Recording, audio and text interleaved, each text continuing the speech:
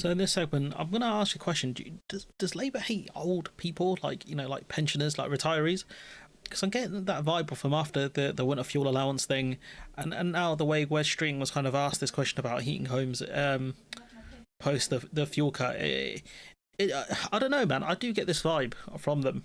Was it the most tactful New Year's message to advise people to turn up the heating after you've taken their winter fuel allowance away? Well, it is part of the advice that the NHS is giving to people during this cold snap, to make sure that people are doing whatever they can to keep warm, to make sure, as we've been doing in the run-up to this winter, that people get vaccinated and so on. On the issue of great advice, but they can't afford it, can they? Also, just coming back to this issue of winter fuel allowance. We've had the energy cap go up as well, so people's energy bills are going to go up alongside, Labour taking away this money from people. It seems ludicrous. The Chancellor did protect winter fuel allowance for the poorest pensioners. It's for people that make around 12k. That's not a lot of money. £12,000 is not. The warm homes discount people should see if they're eligible for. So in terms of, there are massive backlogs with these as well, like the one for pension credit. There's a massive backlog in terms of applications for it. So I don't get it. Protecting the poorest pensioners this winter, the government is taking action. Of course, that doesn't mean that getting rid of the winter fuel allowance for others has been a popular decision. But like many of the unpopular choices we've made in the last... Not necessarily amongst the 9 million that you took it away from, and particularly the ones who are just above that threshold. I mean, there is an issue here, isn't there? But bear in mind, we've kept the triple lock for pensioners, so it will continue to rise with the cost of living. But that's it. You're keeping them equal, so you've taken money from them, and you've kept them just about where they are. And also, the fact is, it goes up with inflation, and we know the inflation metrics we use in this country are garbage. Absolute garbage. We saw that, with certain prices going up dramatically, and then the Bank of England's like, oh no, inflation's only gone up by a few percentage points. It's like, cool, my energy bill's gone up by like 5. Like, what are you talking about? It's ridiculous. The metrics we use in this country are an abomination. And more generally, Trevor, there are decisions we've made in the last 6 months, like on winter fuel allowance or other measures to raise money in the budget that were unpopular. The reason we've been wanting to make unpopular decisions in the last 6 months is to get Britain out of the massive hole it was left in. All right, we've had enough of that kind of garbage. We've heard it so many times. And now you've got Labour delaying. So I was kind of debating which order to put these in, these two articles. String defends timescale for social care reform. So Labour have delayed the decision into social care reform, which adult social care in this country is completely awful. It's so bad. It might be one of the worst in the developed world. So Wes String defended the timescale for reforming adult social care in England. The proposal was on its long-term funding unlikely to be delivered before 2028. So if you're talking about an election potentially in 2029, these reforms will probably never see the light of day. Because I can't imagine they're going to put the funding towards this stuff so close to an election. It wouldn't make sense.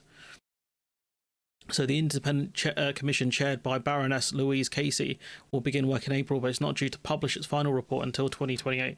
So this will be something they say they'll probably say, oh, if you vote for us again, we'll implement the findings of this commission. It's a complete joke. Elderly care is one of the things that causes the NHS absolute chaos, because older people are not looked after properly, and what happens is they go to the hospitals with more complex needs.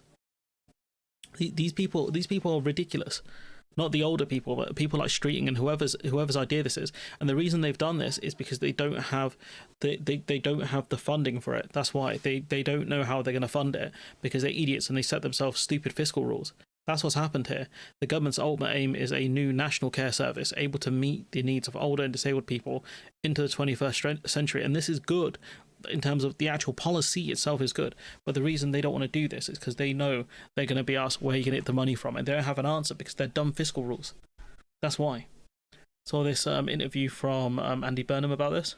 If we look at the NHS right now, there is no solution for it, and there is no path for the government to achieve its mission on the NHS, of an NHS fit for the future, without a solution for social care. And I would say, given the urgency of the situation in the NHS, I would say, look at that time frame and bring it forward if you possibly can, because the situation is urgent. And I actually don't think it's the complexity about this issue that is what bedevils it. It's the political will to do something about it. it's been political cowardice rather than complexity that has prevented a solution all of these years. And actually, that's something that Wes Streeting himself agrees with you on. He said it's not just the Tories that have ducked this issue. He admitted that Labour has done the same. I suppose the bit that I struggle with from his argument is he was saying, well, we need political consensus, but it feels to me... That's nonsense. We've made much bigger decisions in this country without political consensus. I think the NHS was built, it didn't have, Attlee wasn't like, yo, we need political consensus. It's you're in government, you have majority, you can do this. Brexit wasn't done with political consensus. This idea is complete nonsense.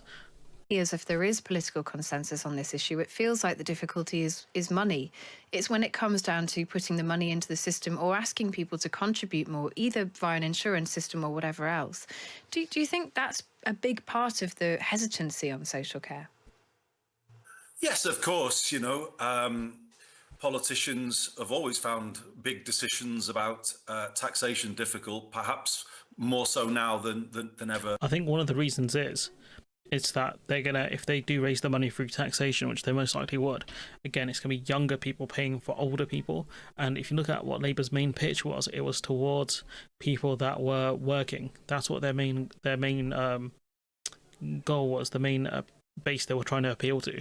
So I've got a feeling one of the reasons they pushed this into the long grass is because they don't want to keep on with this, because they know it's going to make them, they think it's going to make them look bad.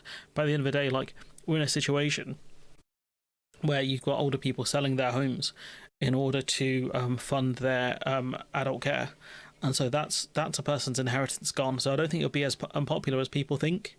But again, I don't know. I think short term it probably would be, but that's the reason why they're pushing it in for long grass. Because if this commission's findings in 2028, they'll probably hold an election that year or the year after.